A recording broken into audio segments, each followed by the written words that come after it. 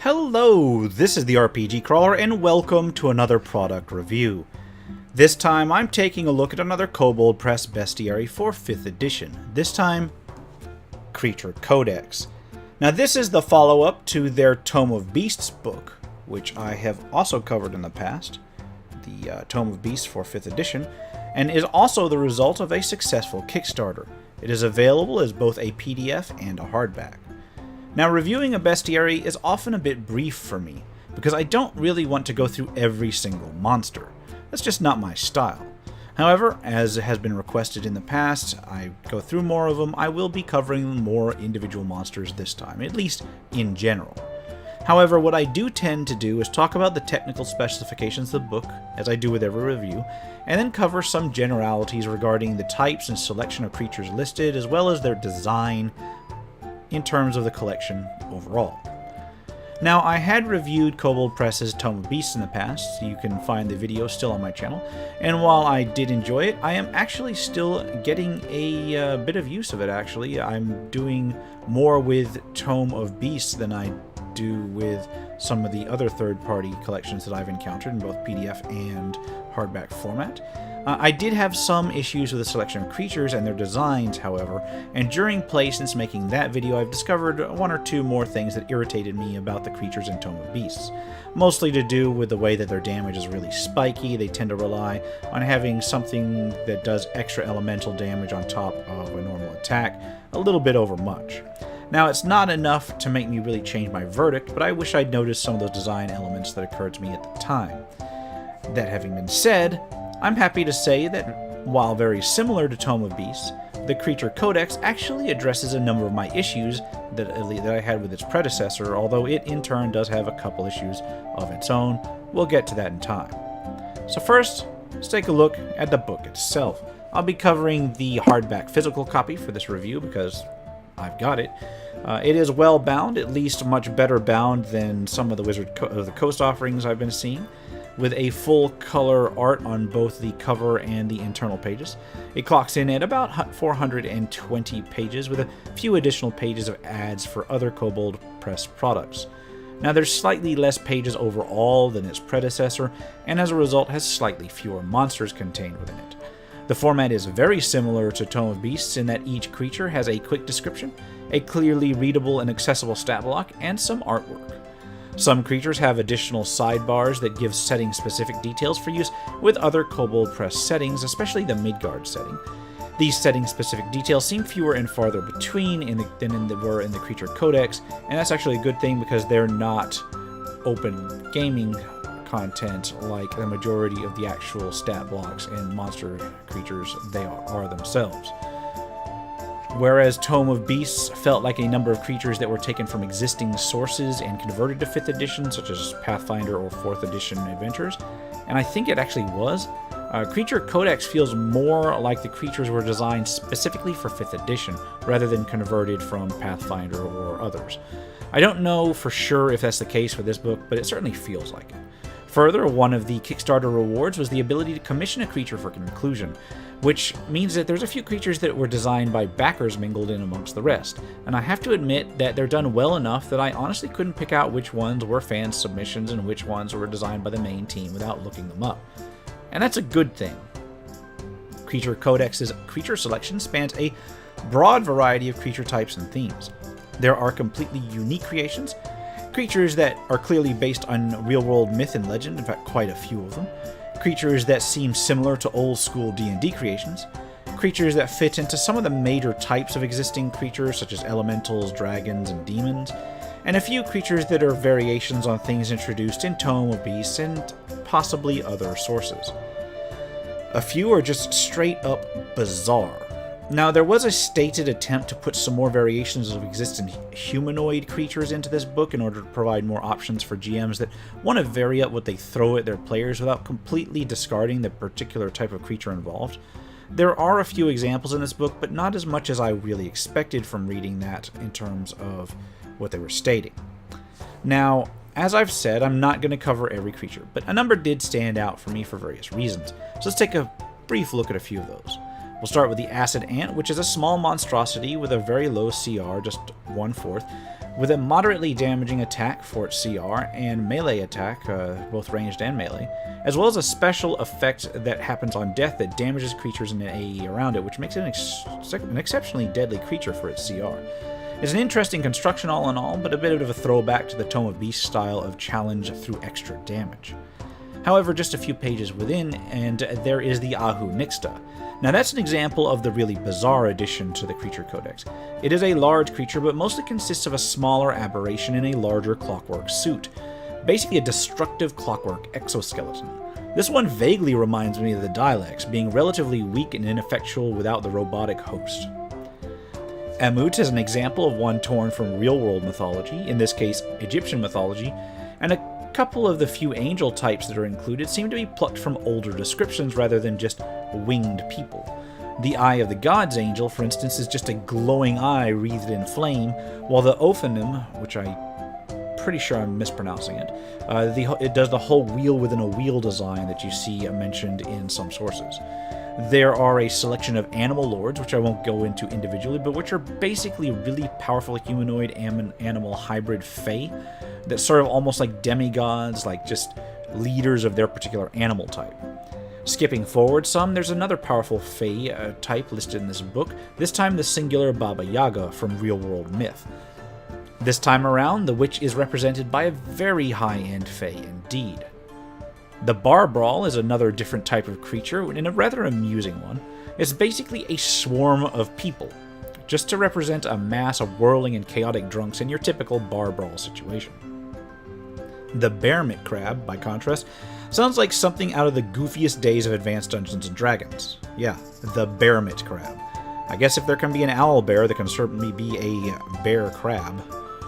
The Cats of Ulthar are another swarm creature, although this inspiration is clear. It is a direct port of the felines from H.P. Lovecraft's Tale, and they're one of a few such Lovecraft creations that have popped up in either this book or in the Tome of Beasts.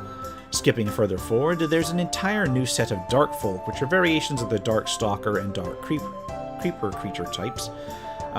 There are a few new Demon Lords, and most of those seem to be plucked from real-world destructive deities. There are a few new demon types as well, mostly of middling to lower challenge rating.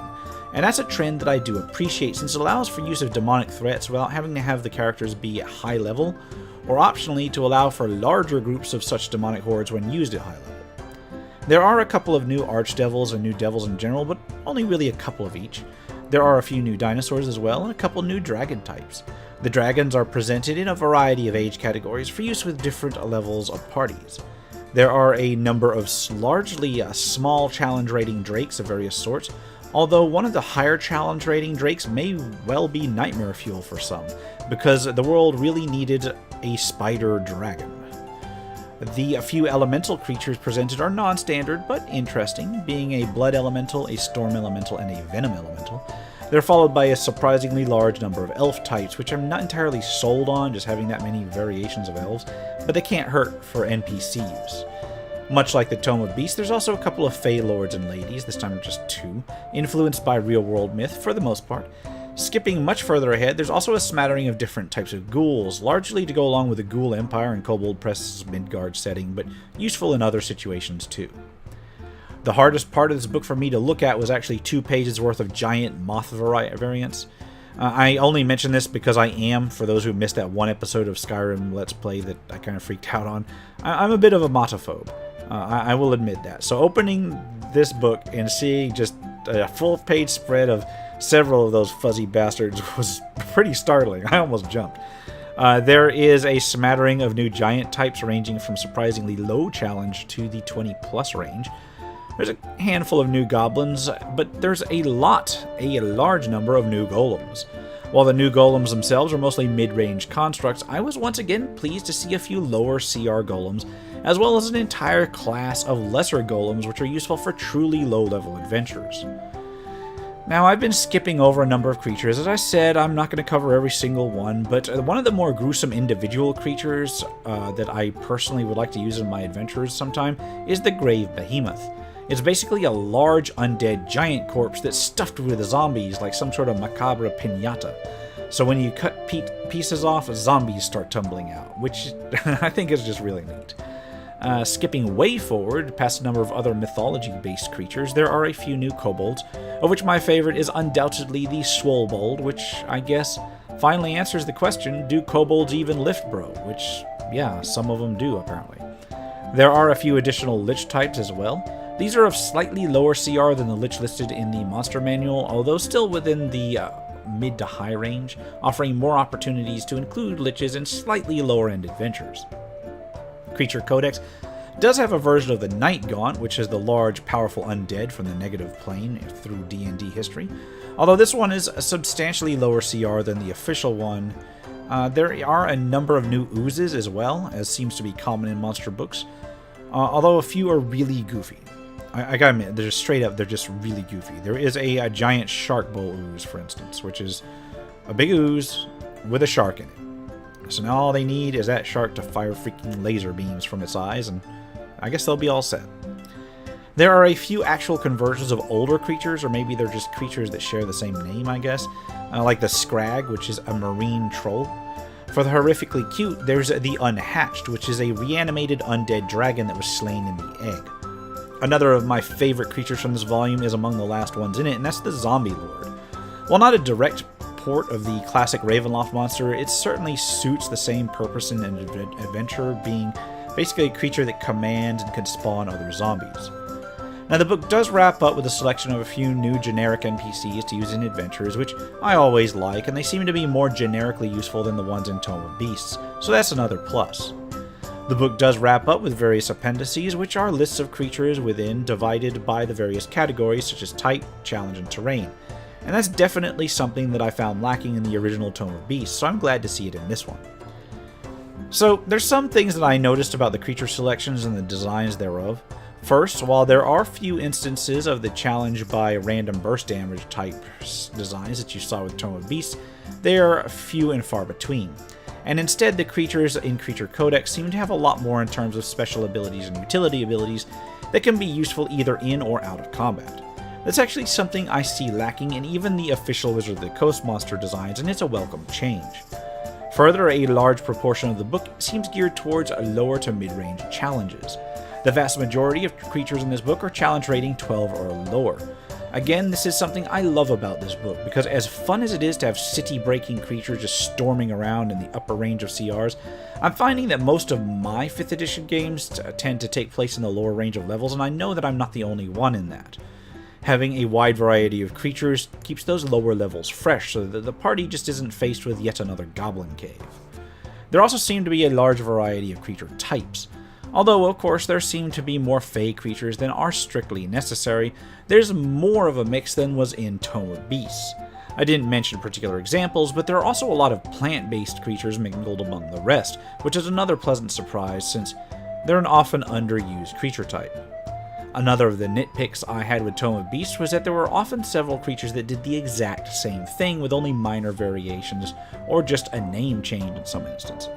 Now that no longer seems to be the case in Creature Codex. Most of the creatures seem to fit into their own niche pretty well. Overall, I think I'm going to get way more use out of Creature Codex than I did even from Tome of Beasts, at least for my games. The mix of lower-end creatures with interesting abilities or backgrounds and a good variety of different creature types means I'll be able to hit this book up a lot more, often for new challenges to throw at my players, at least when I'm too hard up for time to make my own. Now, I did say that the book introduced a few issues of its own, but they're mostly nitpicks. Some of the creature's special abilities do seem a little bit ill-balanced or only very situational. There's slightly less beast types or just standard creature types than I'd like to see in a monster collection, although not so few as to be an issue. There's also less NPCs than I expected, although I guess I should have expected less because this isn't the NPC Codex, this is the Creature Codex. Another issue I had were that the variations on humanoids were scattered throughout and were listed as one of the design elements just didn't pan through in most instances. Excepting a couple of humanoid types, these additional variations usually were only one or two new types, and a number of those expanded not only on not on core creatures from the monster manual, but from creatures that were introduced in other sources, such as Tome of Beasts, but also from other systems, like the Ratfolk. Now these are admittedly minor nitpicks, and overall I am extremely pleased with Creature Codex. I would recommend it. I might even say I'd recommend it over Tome of Beasts if one had to choose between them, due to the limited budgets or availability in that particular person's instance. It seems to be most useful for low-level adventuring, or even mid-level adventuring, which comprises the bulk of adventuring for a number of groups, and the number of real-world mythological conversions from a number of different cultures can be incredibly useful for GMs looking to incorporate such things or whose settings are not the generic high fantasy Western European types. I, for one, am trying to design kind of a series of Egyptian-type adventures, and I found several creatures within that might fit the bill. And on that note, I'll leave it here. This has been the RPG Crawler with my review of Creature Codex. I will put the links in the description below as to where you can buy it. As always, if you like what you've seen, remember to leave a like, comment if you got any feedback, and subscribe for more RPG content, both tabletop and computer. If you're feeling particularly generous, I do have a Patreon at patreon.com/rpgcrawler that goes towards supporting this channel and reviews like this. Until next time, take care and goodbye.